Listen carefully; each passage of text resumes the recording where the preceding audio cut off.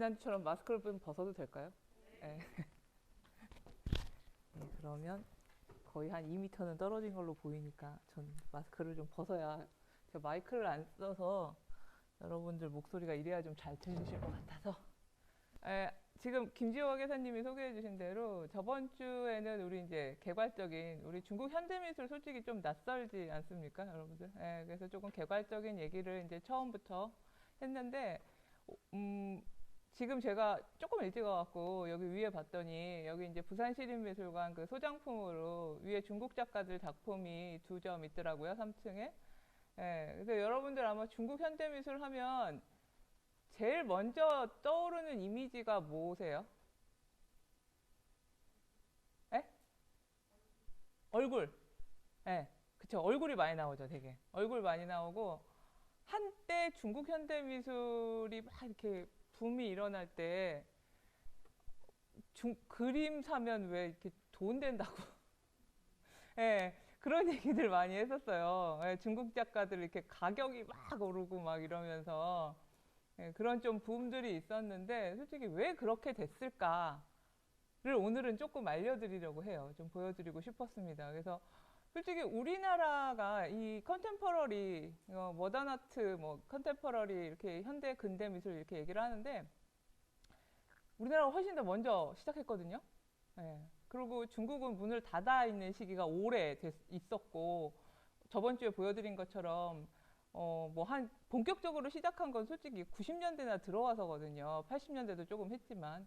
그런데 지금 전 세계적으로 왜 이렇게 사람들이 모든 국제 미술계가 중국 미술에 관심을 둘까를 여러 가지 그 배경과 지금의 현실을 좀 말씀드리려고 해요.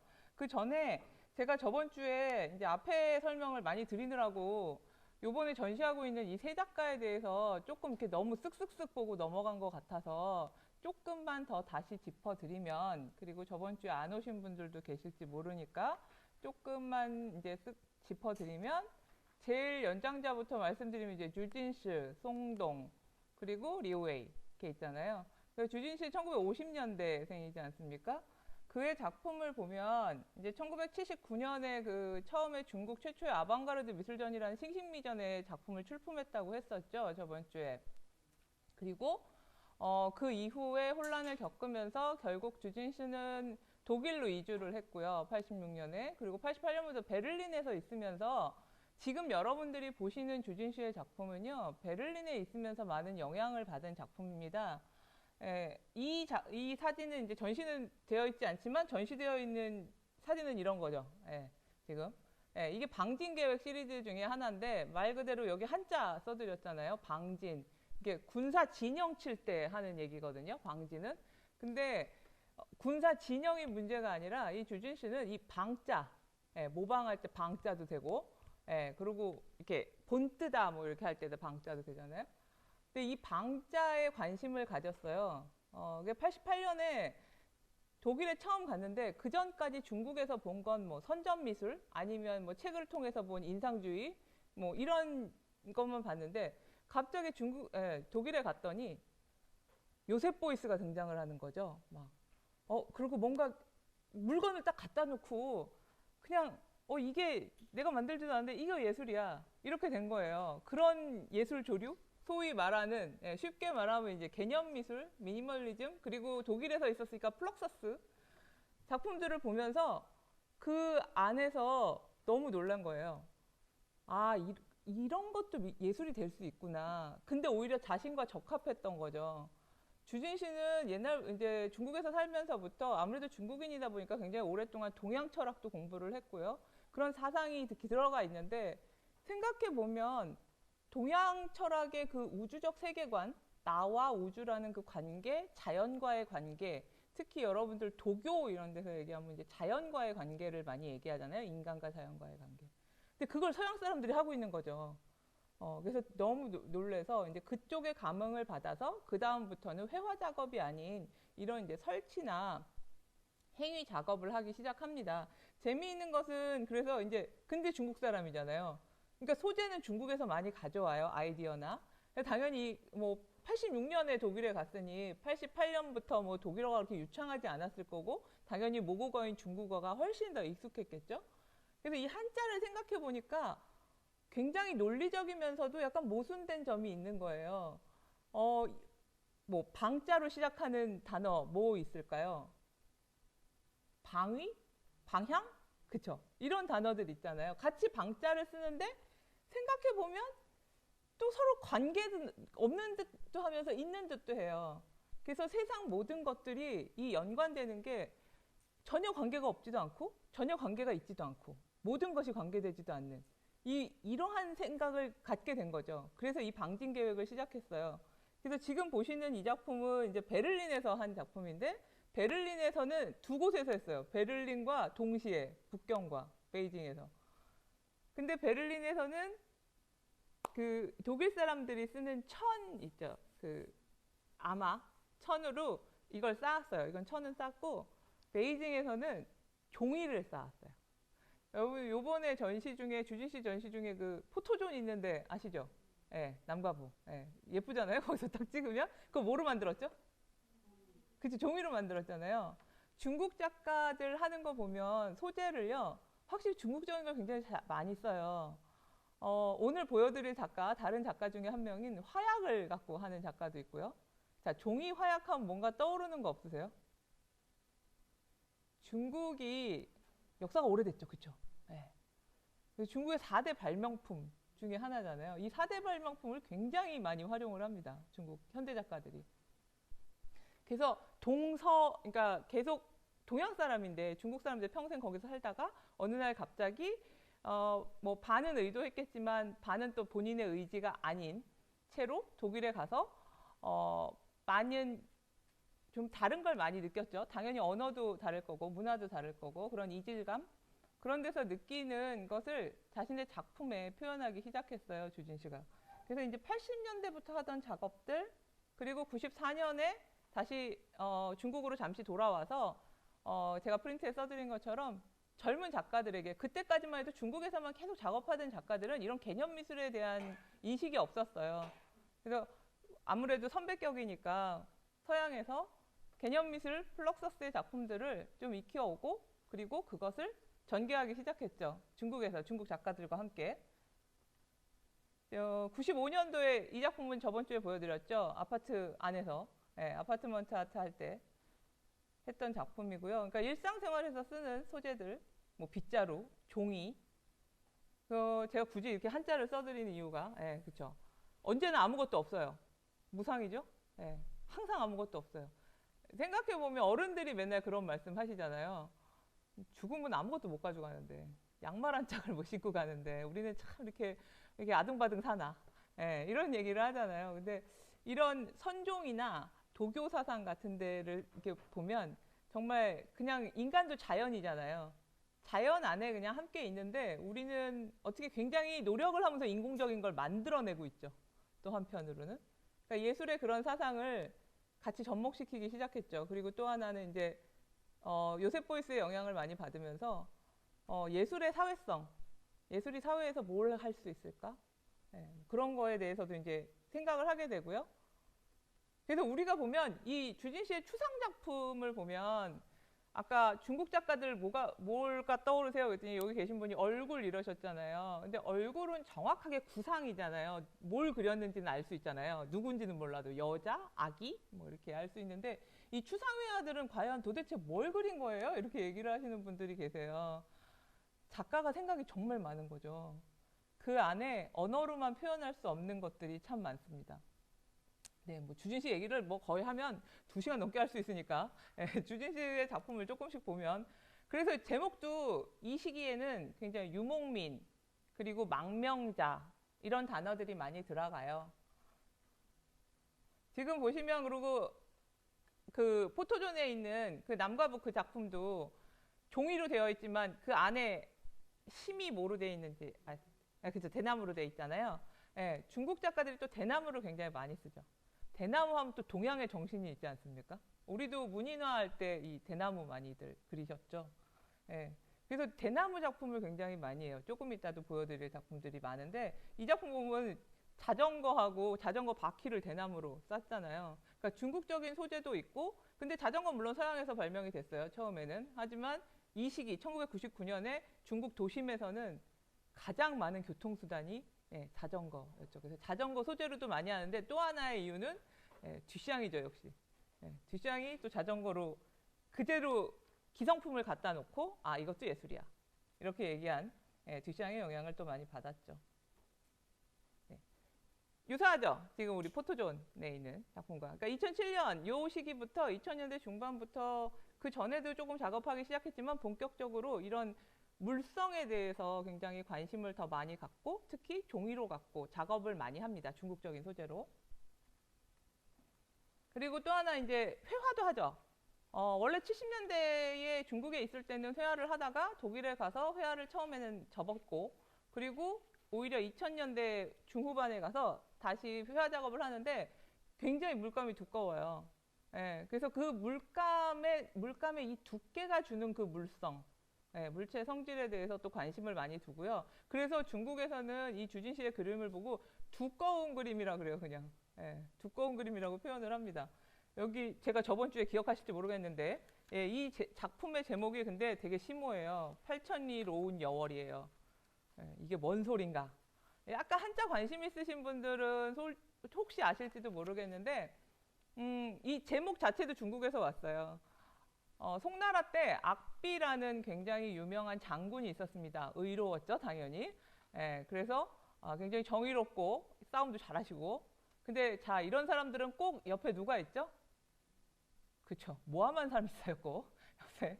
그래서 결국 모함을 당해서 목숨을 잃죠. 모함을 당해서 아주 의로운 일을 다 하셨는데도 불구하고 살해를 당합니다. 그런 악비라는 이제 그 장군이 있는데 실은 그 장군이 한 말이에요. 나중에 모함을 당하면서 내가 이렇게 열심히 살아왔는데 어느 날 보니까 그렇게 열심히 나라를 위해서 했던 것도 다 한 점 그냥 먼지 같고 그리고 내가 이렇게 많이 여태고 오래 싸웠으니까 이 8,000리나 되는 거리에 모든 전투를 했는데 그것도 한낱 그냥 구름과 달에 흘러가는 것 같다. 뭐 이제 이런 시를 만강홍이라는 그 시를 써요. 그래서 그 안에 있는 한 구절입니다. 그래서 중국적인 소재를 가지고 이 작품은 이제 중국적인 소재는 아니죠. 유화를 갖고 서양의 소재를 가지고 왔지만 제목을 중국적인 걸 넣었죠. 그리고 이 작품 지난번에 말씀드린 대로 강산여차다교는 이제 이 작품 마오쩌둥의 시에서 가져왔고 그리고 마오쩌둥이 여기 이렇게 이거 글자를 썼죠. 이 그림은 뭐 관샤뉴하고 후바우스가 그린 그림이지만요. 그리고 송동, 송동이 이제 60년대, 송동이 60년대 66년생인데요. 우리나라에서 좀 중국 미술에 익숙하지 않아도 송동 이름은 아마 많이 들어보셨을 거예요. 송동은 지금 작품도 가장 많이 좀 전시가 되지 않았던가 싶은데 위에 있는 작품 보면 초기작부터 쭉 나와 있죠. 인간하고 물질의 관계에 대해서 관심이 많았어요. 그러니까 송동은 외국에서 살지 않았지만 60년대생이다 보니까 아무래도 그 주진시보다는 조금 후세대니까요. 주진시 같은 사람한테 영향을 좀 받았죠. 이제 선배들한테. 그러면서 서양의 이제 개념 미술을 조금씩 받아들이는데 중국 내에서 이 문화국수 지난번에 보여드렸죠.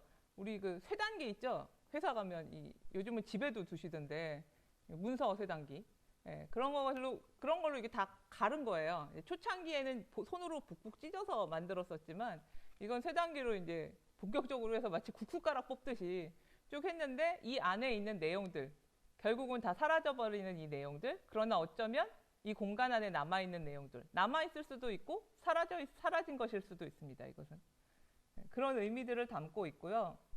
그리고 이제 가장 이 위에서도 사진으로 되어 있는데 행위미술인 인수 물을 찍죠. 물 위에다 도장을 쿵쿵 찍죠. 물 숫자 써서 이게 베이징이 아니라 이거는 저쪽 신장 근처에 가서 한 작업인데요. 중국 사람들은 지금은 우리 거의 여러분도 아마 도장 안 쓰시죠? 사인하시잖아요. 저도 별로 도장 안 쓰는데 그래도 도장이 주는 맛이 있어요. 그래서 일부러 저는 도장을 가끔 만들거든요. 멋스럽게. 근데 중국은 지금도 도장을 굉장히 중요하게 여겨요. 예, 그래서 그 전각한다고 하잖아요. 그 전각가들이 아주 유명한 전각가들은 굉장히 큰 아주 높은 대우를 받습니다. 예. 그리고 그분들한테 도장 하나 만들어 달라 그러면요 가격이 어마어마해요. 네. 하여튼 근데 그 도장은 뭘 가리킬까요? 사인은 여러분 특유의 나 개인의 나를 증명하잖아요. 도장은 나를 증명합니다. 예. 이 물 안에 계속 나를 증명하는 거예요. 사라지지만 비록. 이 사진 작품도 여기 나열되어 있고요. 예, 지난번에 이것도 보여드렸죠. 하나하나 계획서를 다 쓰는. 송동이요 성격이 굉장히 꼼꼼해요. 그래서 여기 일기 시리즈도 있는 것처럼 기록에 대해서 굉장히 꼼꼼하고 기록에 대해서 천착하는 그런 작가이기도 합니다. 그리고 이 시기에 이제 비슷한 시기에 물로 쓴 일기. 저번에도 말씀드린 것처럼 돌 위에 이 작업은 송동만이 하는 게 아니라 요즘은 거의 없는 것 같아요. 근데 제가 2000년대 중국에서 살 때는요, 길거리 지나가면 약간 좀 나이 드신 어르신분들 분이 그냥 동네 돌에다가 막 쓰세요. 공원에 있는 돌에, 물로 진짜로. 그러니까 이건 오랜 중국인들의 그냥 이렇게 습관이에요, 관습이고. 근데 그걸 쓰면서 그냥 한편으로는요, 사라져요. 당연히. 물이니까 안 보여요. 하지만 또 한편으로는 그게 수증기로 날아가서 공기 중에 언제나 있어요. 예, 누군가에게 보이지 않지만 언제나 있습니다. 그래서 계속 우리가 늘 누구나 읽을 수 있는 이런 페이퍼처럼 인쇄된 것처럼 누구나 읽을 수 있지 않지만 한편으로 생각하면 평생 사라지지 않을 것 같은 그런 자신의 일기를 쓰게 되죠.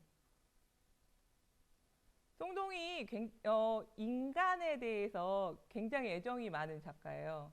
그래서 인간과 물성의 관계도 생각을 했지만 위에 영상작품 보시면 2000년대 되면 도시의 문제가 불거진다고 했잖아요. 90년대부터 이제 불거지기 시작해서 2000년대 거의 뭐 팡 터지는데 그래서 이제 그들의 보통 근로자를 이제 중국에서 민공이라고 말을 하거든요. 근데 이 민공들과 같이 하는 작업들, 그거 영상작품 위에 있을 겁니다. 그래서 그런 작업들을 하기 시작하면서 사람과 사람과의 관계도 굉장히 섬세하고 세밀하게 작업을 해요. 근데 또 하나 그 시기보다 계속 쌓여가는 게요. 인간, 가족과의 관계예요. 위에 작품 또 있는데 여러분들이 마치 송동의 가족이 된 것처럼 이렇게 찍을 수 있는 거 경험해 보셨어요? 네. 사진 속에 들어갈 수 있잖아요. 그런 것처럼 인간과 특히 자기 가족에 되게 애정이 많아요. 이 작품 진짜로 자기 아버지고요. 송동 자신의 아버지인데 아버지가 문혁시대에 되게 고생을 많이 하셔서 상처가 많대요, 몸에.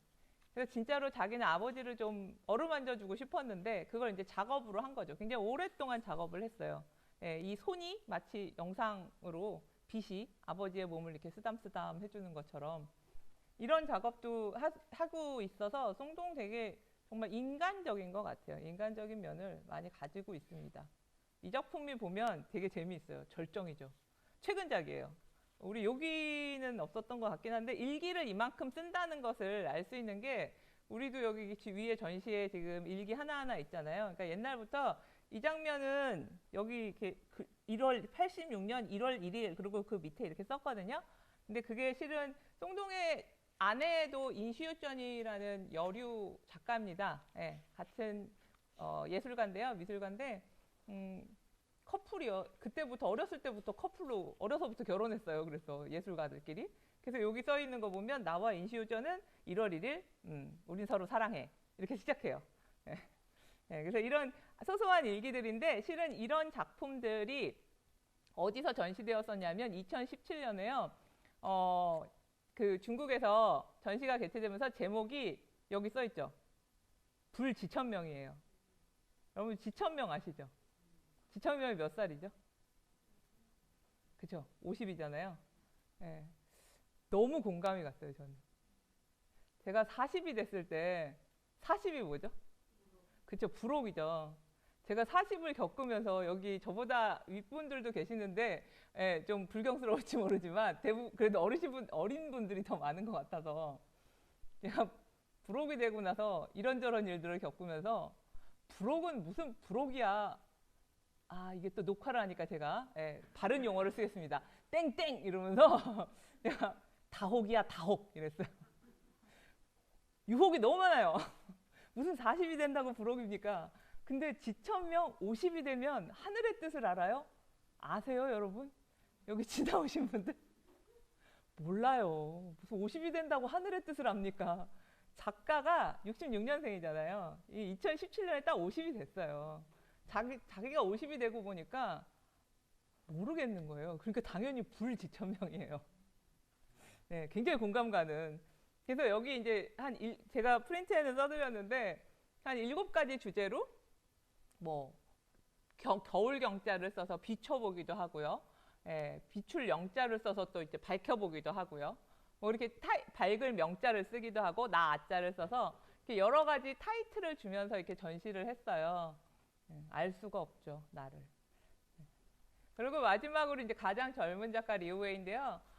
리우웨이는 72년생이죠. 70년대. 그래서 제가 저번 주에 말씀드린 대로 송동이랑 리우웨이는 6살 차이밖에 안 나지만 오히려 그 세대의 변화를 너무 크게 겪는 세대가 이 70년대생들이었기 때문에 오히려 송동은 주진씨하고 좀 감성이 비슷해요.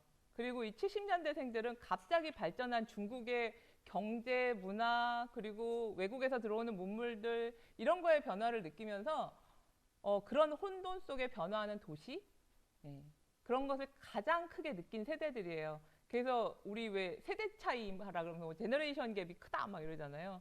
그러니까 이 90년대에 그 전과는 전혀 다른 그 전 세대와는 전혀 다른 세대들의 이런 제너레이션 갭이 너무 큰 그런 작가들의 한 그룹이기도 합니다. 근데 이 세대들이 그 도시의 혼란, 폐허 제가 저번 주에도 말씀드렸죠. 중국은 그냥 재개발돼서 나가 이러면 나가야 된다고요. 다 허물고 다 새로 짓고 막 이러던 시대예요. 한편으로는 그래서 그때 서양에서 건축가들이 막 몰려오면서 중국만큼 좋은 나라가 없었대요. 땅은 넓죠. 지을 건물이 너무 많잖아요. 그러니까 뭘 해도 막 짓고 싶은 거예요. 또 제가 그 안더 타다오라는 일본의 유명한 건축가 있잖아요. 그분의 영화를 한번 본 적이 있는데 다큐멘터리 같은 그분이 그러시더라고요. 중국의 2000년대 후반에 안더 타다오가 굉장히 커다란 아트센터를 만들었거든요. 상해. 근데 이게 중국이니까 가능했다. 그렇게 얘기할 정도로 자기가 이 계획안을 내면서 과연 이거는 일본에서는 못할 거다. 이렇게 얘기를 하더라고요. 그만큼 건축가들이 굉장히 이렇게 흥미진진하게, 흥미롭게 좋아하던 곳이었어요. 지금은 또 조금 변하고 있지만. 근데 그런 세대를 겪은 리우웨이는 늘 언제나 맨날 우리 이사하고 나면 여러분들 막 이렇게 쓰레기가 제일 많이 쌓이죠. 막 폐허가 된 목재, 뭐 철근 이런 것들 많이 쌓이잖아요. 그러니까 그런 흔적들 안에서 근데 생각이 달라요. 만약에 50년대생들이 그것을 봤다면 이게 이렇게 참 어떻게 되어가려고 이러는지 막 이런 식으로 조금 생각을 했을 텐데 이 70년대생들은 이게 없어지고 물론 이거 없어지는 흔적도 아쉬워요. 안타까워요. 하지만 또 다른 새로운 세계가 생긴다는 거죠. 그래서 리우웨이의 작품을 보면 마침 뒤져서 제가 옛날에 이게 2010년에 그 상하이 비엔날레 갔을 때 찍은 거거든요. 근데 마치 이렇게 무슨 외국의 성당처럼 만들었어요.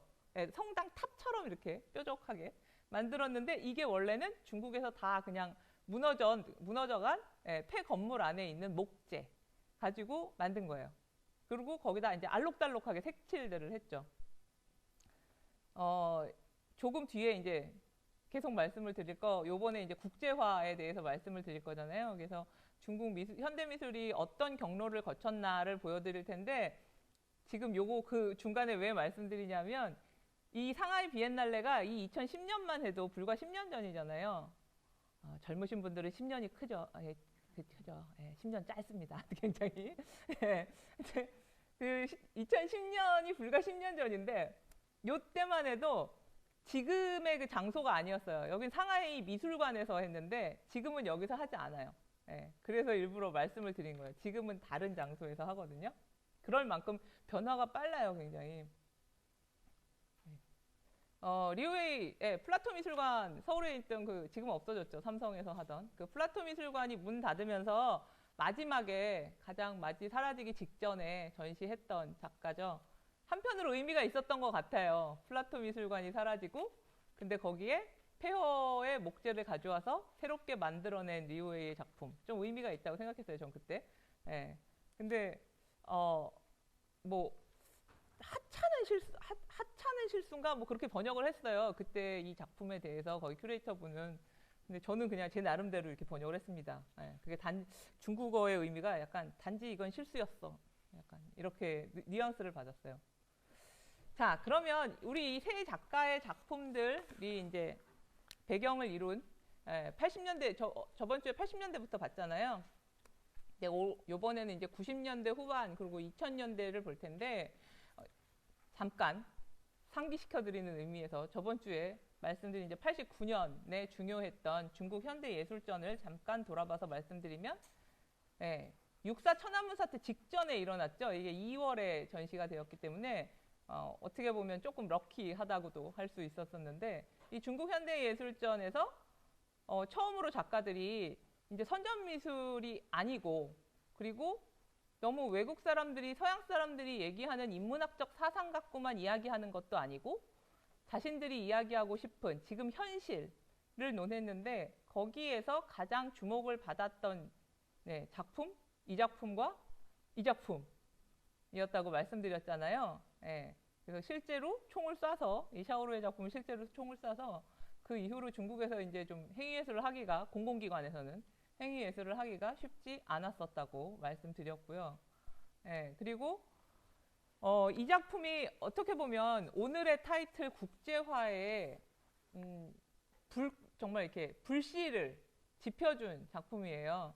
물론 지금 중국에서는 이 작품에 대해서 그렇게 뭐 아주 호평을 하지는 않습니다. 왜냐하면 이건 너무 상업적이었다, 이렇게 평가를 해요, 중국에서는. 근데 어쨌든 중국의 폐쇄된 사회가 서양인들의, 서양 미술계에 관심을 끈 시작의 작품이었어요, 이 작품이. 중국에서 하는 팝, 이 작가 역시 중국 팝, 이때는 행위예술을 했지만 폴리티컬 팝을 했고요. 그리고 천안문 사태가 있었죠. 그 다음에 이제 잠잠하다가, 제가 시대적 배경을 이제 써드렸는데, 천안문 사태가 있었어요. 근데 그 천안문 사태의 가장 큰 배경은, 일어난 원인은 제가 그때 말씀드린 것처럼 이 해안 지방하고 내륙 지방하고 경제 차이가 너무 크고, 그리고 지방에서 올라온, 대도시로 올라온 사람들이 생활고가 너무 시달리고, 그러고 정치에는 민주화가 없고, 민주에 대한 건 여전히 없고, 그런 거에 대한 이제 불만들이 폭발한 거죠. 그걸 이제 무력 진압을 했고요. 전 세계 매스컴들이 난리 났죠. 저 이거 기억나요. 여러분들 혹시 기억나시는 분들은 저와 비슷한 나이실 거예요. 신문의 일면을 장식했던 게 기억이 납니다. 근데 어쨌든 그런 와중에 중국 정부는 그렇다고 뭐 손 놓고 있을 수만은 없잖아요. 그걸 누르고서라도 경제 발전을 더 박차를 가했어요. 90년대 초반에. 이 사태 이후로도 현전 이런 데, 그 광저우 지방이 원래 먼저 홍콩과 붙어 있고 무역들이 활발했기 때문에 경제가 발전하기에 가장 최적의 위치를 차지하고 있었죠. 그래서 여러분들 아마 예전 또 교육을 받으신 분들은 덩샤오핑, 등소평의 남순 강화 뭐 이런 거 들어보셨을 거예요. 사회 시간에. 남쪽 돌면서 막 이렇게 얘기한 거예요.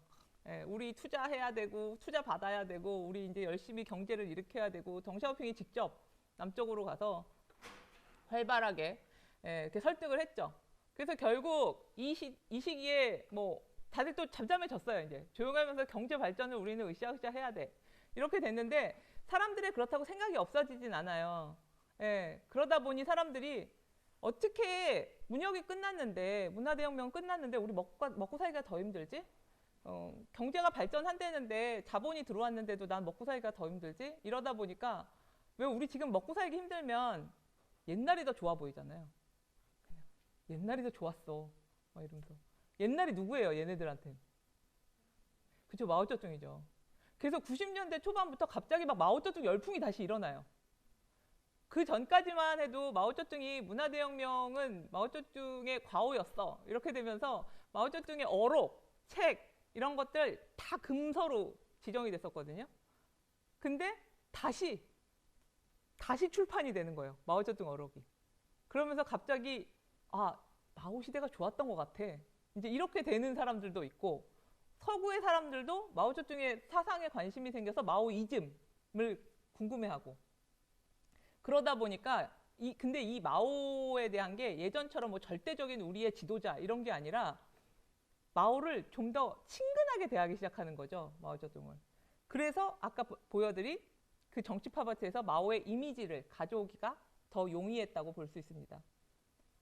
그리고 뭐 여기는 이제 우리나라와 관계 있는 거니까 제가 써드렸는데 우리나라하고는 92년에 정식으로 수교를 맺어요. 예, 이때도 기억은 납니다, 저는. 예. 근데 한편으로 여러분들 기억나시는 것처럼 예전에는 저 어렸을 때는 중국 이렇게 얘기하면 어디였죠? 그쵸. 우리 비슷한 세대신가 봐요. 네, 그쵸. 예전에 중공이라고 그랬어요, 중공. 예, 중화인민공화국이잖아요. 그래서 중공이라고 그랬다고요. 근데, 요즘 친구들 못 알아듣습니다. 네, 중공하면. 자, 근데 우리가 얘기하던, 그래, 우리는 지금의 중국은 중공이라고 그랬어요. 80년대만 해도. 그때 얘기하던 중국은, 그쵸, 대만이었어요. 근데 92년에 중국하고 정식으로 우리가 수교를 했단 말이에요. 자, 그러면 얘하고 손잡으면 누구하고는 손 놨겠어요. 대만하고는 단교였어요. 네, 그래서 그때도 또 서로 이제 대만과의 아픔이 좀 있죠. 근데 이 뉴스에 엄청 많이 나왔어요. 네, 서울의 그 명동에 가면 명동에 중국 대사관이 있었거든요. 그때 중국 대사관은 중화민국의 대사관. 근데 이제 우리가 수교를 끊으니까 대만이 나가야 되잖아요. 그 자리를 중국이 가져갑니다. 중공이 그 시대에. 예, 그래서 이때 마지막 날 하야할 때 대만 사람들 엄청 울고 막 뉴스에서 그랬던 게 기억이 납니다. 네, 하여튼 이런 시대예요. 90년대는. 그리고 뭐 보여드린 것처럼 당연히 경제 발전에 박차를 가했으니까 뭐 경제 발전의 상징은요. 여러분들 요즘도 그러시죠.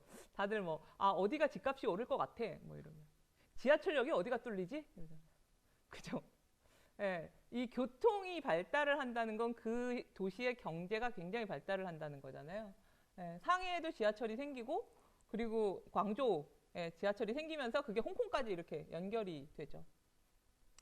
그리고 홍콩 반환에서 받았고요. 마카오 반환에서 받고. 이게 이제 1990년대 배경이 들어가고 그러면서 이제 예술계를 보면 미술계는 아니지만 영화 솔직히 미술보다는 국제적으로 인정을 받은 건 영화였어요. 먼저 중국이 인정을 받은 거. 뭐 80년대에도 이 장인모 감독은 상을 탔지만 90년대에도 그 베니스 영화제 그 전에는 이제 베를린 영화제에서도 타고 90년대 이제 베니스 우리도 왜 베니스 이번에 저기 기생충 덕에 막 유명해졌잖아요. 여기도 우리나라 영화도 더 물론 그 전에도 있었지만 하여튼 정점을 찍지 않았습니까? 기생충으로 전 세계적으로. 근데 중국 영화가 전 세계적으로 유명해질 때는 바로 이 90년대였어요. 장혜모 감독 뭐 천카이거 패왕별이 기억나세요? 요즘도 패왕별이는 올해도 이렇게 다시 재상영을 했더라고요. 저는 실은 장국영의 팬이었었겠죠. 지금도 팬입니다. 네. 그래서 저는 4월 1일이 되면 패왕별을 봅니다. 기념을 해서. 네.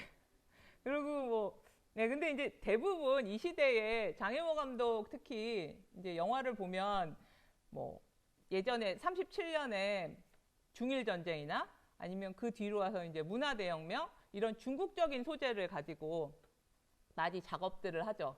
그것으로 이제 전 세계 사람들에게 중국의 이미지를 심어줬고요.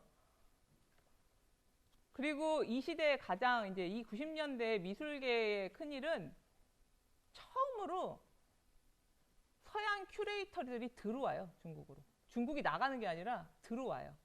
그리고 경매 회사도 들어와요. 갤러리가 들어오고요. 갤러리는 이렇게 요즘도 그런 거 물으시는 분 계시는데 갤러리는 뭐 해먹고 살아요? 이렇게 물어보시는 분이 있어요. 제 주위에 이제 제가 미술사를 하니까 그래서 아, 갤러리는 그림을 팔죠. 제가 이러면 아, 그림도 팔아요? 이러시더라고요. 예. 근데 어쨌든 미술관은 그림을 파는 게 아니잖아요. 미술관은 여러분들의 공공기관인데 그 갤러리는 갤러리 하면 그림을 파니까 상업적인 거잖아요. 그러니까 상업 갤러리들이 들어옵니다, 중국에. 그러면서 90년대 처음으로 중국 작가들이 미술이 자본화된다는 걸 알아요. 그 전까지 그런 생각을 할 수가 없어요. 해본 적이 없어요.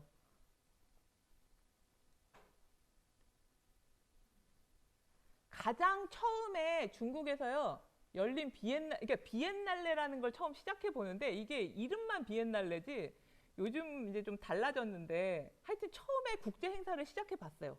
근데 이게 서독에서 서독의 한 무역회사에서 돈을 받아서 투자금을 받아서 처음으로 해본 거예요. 그래서 뭐 엎치락 뒤치락 난리가 났죠. 그리고 처음으로 상금을 줬대요. 이때 이제 1등상을 받으면 상금을 줘서 그 상금을 받고 싶어서 이렇게 그 작품을 제출했다고 작가들이 그러더라고요. 근데 나중에는 여러분 자본이라는 게 계획을 세워야 되잖아요. 자본도 경비가 나가야 되고 뭘 하려면 이게 내가 예산이 총 얼마인데 거기서 경비 얼마 나가면 뭐 수익이 얼마나 되겠나, 누구에게 얼마를 줘야 되나, 이게 다 계획을 세워야 되잖아요. 근데 그런 거 자체를 몰랐었기 때문에 아주 완전 적자였대요. 네, 완전 적자로 해서 처음으로 근데 한 가지 큰 의의가 있는 건 아, 미술도 자본이 필요하고 자본이 이렇게 써야 되는 거구나, 어떻게 해야 되는 거구나라는 거를 살짝 처음으로 느끼기 시작한 거죠. 그때 1등상 탄 게 이 작품이에요. 그래서 제가 정치팝 아트가 비록 지금은 중국에서 너무 자본화 되었다고 호평을 받진 못하지만, 그런 식으로 얘기해서 호평을 받진 못하지만 중국 현대미술이 국제화되는데 많은 영향을 준 작품이라고 말씀을 드릴 수가 있어요. 왜냐하면 서양 사람들이 보기에는 이 시대에 가장 중국적이었고 가장 서양과 맥락을 같이 할 수 있었던 중국적인 선전화 도상에다가 이 작품은 이제 말보르잖아요. 네, 뒤에 보실 작품 뭐 캐논도 나오고 스와치도 나옵니다. 근데 이때는요, 지금은 우리가 폴리티컬 팝아트, 정치 팝아트라고 한 항목만 얘기를 하는데 이 광저우 비엔날레에서는 두 파트로 나눴어요. 사회 팝아트와 문화 팝아트. 그래갖고 아까 보신 게 이제 사회 팝아트고 지금 웨이광칭의 작품 같은 것이 문화 팝아트인데 왜 그렇게 나눴는지 이해가 가실 거예요. 이제 설명을 들으시면. 굉장히 문화적 요소를 가져왔어요. 지금 보시면 양쪽에 필름 롤 있죠. 또 20대 분들 이거 롤 못 보신 분들이 있으시죠. 요즘 디카 세대시라. 네. 제가 대학교 다닐 때 실은 사진 서클을 했었는데 이렇게 필름 롤 납니다, 여러분. 이렇게 암시가 들어가서 이렇게 둘둘둘 말거든요. 근데 지금 한쪽에 보면 후지 필름이에요. 그죠? 일본 필름이잖아요. 근데 이쪽 한쪽으로 보면 홍유엔이라고, 이거는 중국 최초의 브랜드예요. 중국에서 처음으로 국산으로 만든 필름이에요. 근데 이 양쪽에 그러니까 결국은 외자 물건과 국산품이 있는 거죠. 이거 똑같잖아요. 국산품과 외자 물건이 있는 거죠. 이런 90년대의 영향들, 그리고 이제 가운데 보면 마치 중국의 오래전 그림, 여러분들 이렇게 권으로 돼서 두루마리 그림 있잖아요. 우리나라도 그 동양화들 있죠. 그래서 그 권으로 된 그림, 그런 양식으로 이렇게 필름을 보는데 지금도 그 서양의 예술가들은요, 동양의 그 권으로 된 이 두루마리 그림들을 보면 마치 필름 같다고 얘기들을 해요. 서로가 그렇게 생각하는 방식이 좀 다른 거죠. 근데 지금 한 컷 한 컷 있는 게 내용이 보면 주자가 쓴 가문 화순이란 얘기인데요.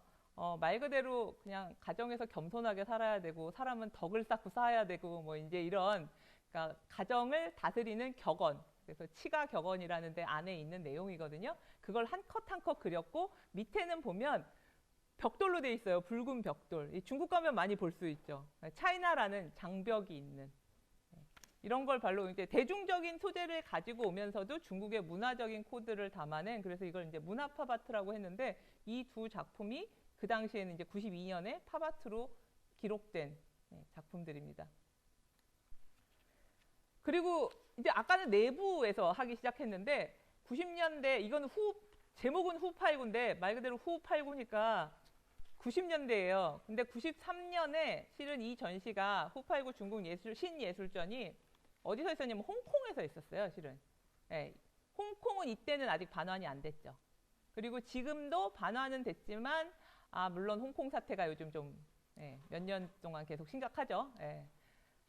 그걸 어쩌면 약간 저는 조금 약간 예견은 뭐 제가 예지자는 아니지만 좀 보이기는 했어요. 여태까지 자유롭게 살던 홍콩 영국령에서 그 사람들은 지금 100년이 넘었잖아요, 여러분들. 그러면 제 나이 또 여기 살아계신 모든 분들이 태어났을 때 나는 영국의 문화를 갖고 살았단 말이에요. 근데 어느 날 갑자기 우리 이제 중국으로 넘어가서 중국 이렇게 되는 거예요. 어색할 것 같지 않아요, 여러분? 그거에서 오는 문화적 충돌과 차이가 지금 이제 좀 불거지고 더 있습니다. 그래서 좀 하여튼 그때 홍콩 문제는 좀 있죠. 근데 어쨌든 이 90년대 초반에 비해서 경제가 발전한 이 홍콩에서 전시를 열어요. 아까 그 정치팝 작품을 가지고.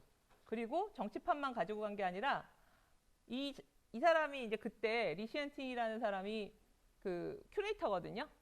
처음으로 이 정치팝 아트라는 단어를 이제 사용하기 시작한 사람이에요.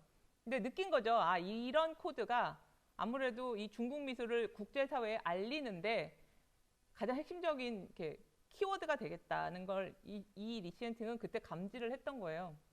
그래서 지금 보시는 이런 작품들, 아까 보시는 그 데뷔판 시리즈 선전화나, 그리고 이 작품도 저번 주에 살짝 보여드렸죠. 마오쩌둥의 사진을 가지고 그대로 작업을 했는데 근엄한 마오쩌둥이 아니라 귀여워요. 굉장히 그리고 그 뒤에 무슨 이렇게 약간 그 어렸을 때 이렇게 저희 어머니가 맨날 말씀하시던 무슨 뽀뿌링 이런 거 아세요, 여러분들? 포플린 뭐 이런 원단 좀 저렴한 왜 합성 원단 있잖아요. 거기 보면 이런 꽃무늬들이 많아요. 그런 마치 원단에 있는 그런 꽃무늬 같은 그런 것이 있으면서 마오쩌둥이 활짝 웃고 있는 마오쩌둥을 희화시켰죠. 제가 아까 사회적 배경 말씀드릴 때 이 90년대 초에 마오의 붐이 일었다 그랬잖아요. 마오열이라고 하는데 마오의 붐이 일어나면서 적중했죠, 이 작품은. 이 위오안이라는 사람 계속 이렇게 마오쩌둥이 원래 생존해 있을 때 기록적인 사진을 가지고 그대로 자기의 작품에서 팝아트식으로 이제 좀 패러디해서 희화시키는 작업인데 작가들이요, 똑같은 작품을 한 점만 그리지 않아요. 여러 번 또 이렇게 수정을 하고 다시 시도를 해봅니다. 그래서 지금 보시는 이 후난 농민과의 담화가 91년도에는 이렇게 작품을 했는데 99년도에는 가운데 인물이 바뀌어요. 보이시죠, 지금? 누군지 아시겠죠? 그쵸? 여기. 그리고 여기. 요 시대에 이때는 이미 덩샤오핑이 이제 돌아가셔요.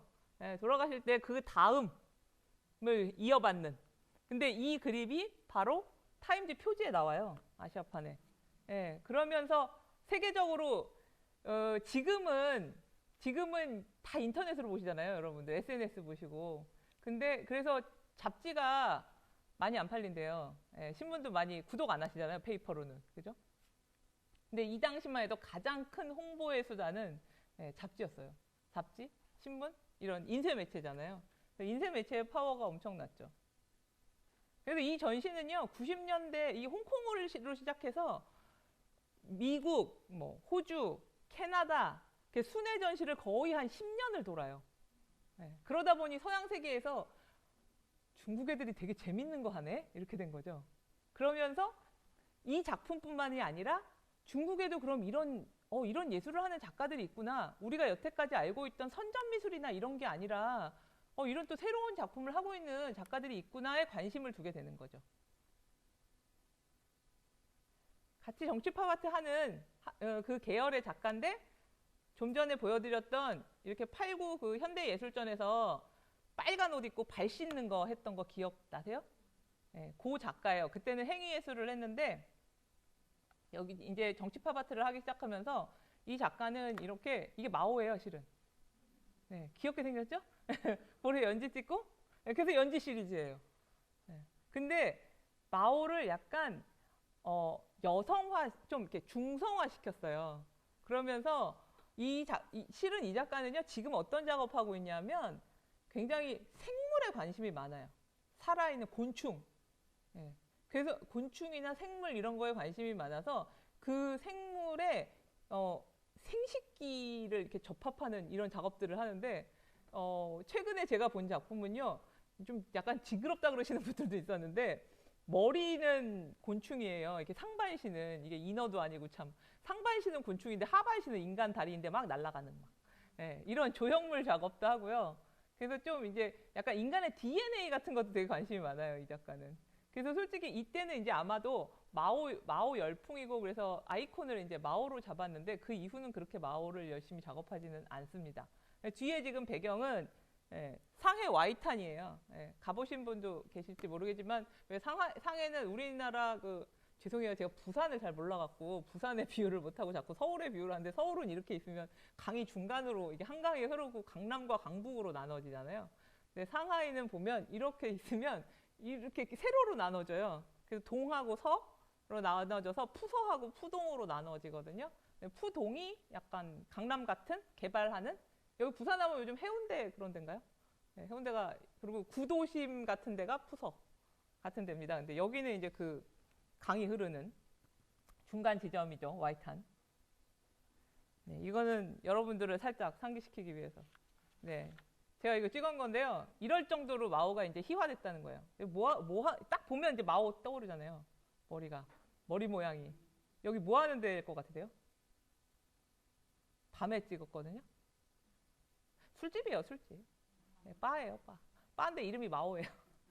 그러니까 이럴 정도로 이제 마오가 그렇게 무슨 근엄하고 위험 있고 이런 존재가 아니라는 거죠. 그리고 이제 이 작품이 이제 정치파바트가 아니라 아까 홍콩에서 처음에 전시를 했을 때 6개 카테고리로 전시를 하거든요. 우리도 요번에 이렇게 3개의 카테고리로 상은 전시하잖아요. 그런 것처럼 전시가 6개 카테고리로 하는데 그 중에 하나 있었던 냉소적 사실주의. 젊은이들이 참 세상 참 더덥군. 이러면서 희화시킨. 그리고 굉장히 똑같은 천편일률적인 얼굴들. 그리고 이 팡리진 같은 경우는 표정이 아까 또 미에민준하고 다른 게 굉장히 부유하는 표정이에요. 이렇게 떠다니는. 나중에는 실제로 진짜 인간이 무슨 이렇게 블랙홀 안으로 빨려 들어가는 것처럼 떠다니는데 늘 언제나 사람은 민머리예요. 누군가 그런 걸 물어보시더라고요. 어떤 작가분이, 한국 작가분이 저한테 제가 이제 중국에서 있었다고 하니까 왜 중국 작가들은 만나면 다 머리를 그렇게 짧게 깎아요. 그러는데 그 이유는 저도 모르겠습니다. 그런데 굉장히 이렇게 관리하기가 편하대요. 그래서 정말 대부분 작가분들이 요즘은 안 그래요. 요즘 세대는 안 그런데 한 50년대, 60년대 초반생 분들은 이렇게 머리를 바싹 깎으시고 아니면 거의 완전히 밀어버리시고 그런 작가분들이 많으시더라고요. 근데 똑같은 모습이죠. 굉장히. 개성이 없는 거죠. 개성이 없게 만든 사회?